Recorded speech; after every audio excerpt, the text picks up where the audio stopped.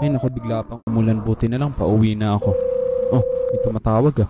Hello? Hello po? Sino po ito? Ay po kuya, ako po yung tindera na pinagpaludan nyo kanina.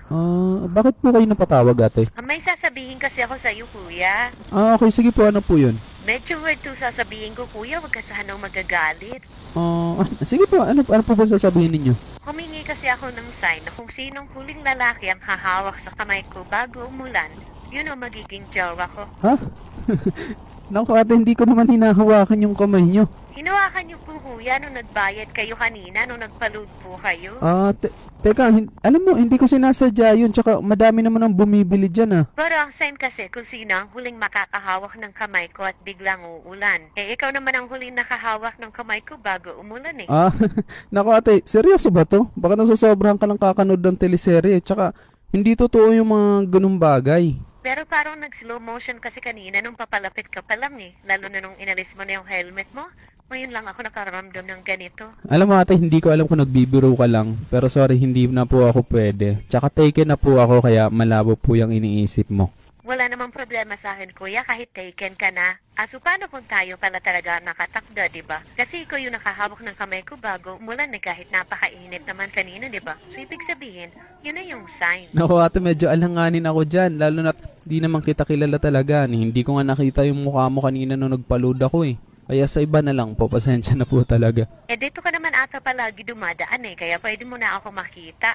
Baka magbago ang isip mo pag makita mo ako. Alam mo kasi matagal na akong single, mga 2 years na. Kaya nanunungkot na talaga ako. 2 years? Medyo matagal-tagal na nga po ah.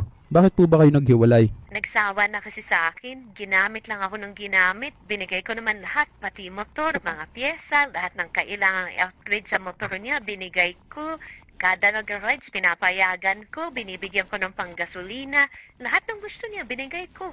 Pero ayun, iniwan pa rin ako. Nakakalungkot naman pala. Ibig sabihin, user pala yung ex mo ate. Oo nga eh. Anyway, wag mo na akong tawaging ate. Annalyn na lang. Okay, sige. Annalyn pala yung pangalan mo. Pag may time ka, daan ka naman dito para mas magkakilala pa tayo.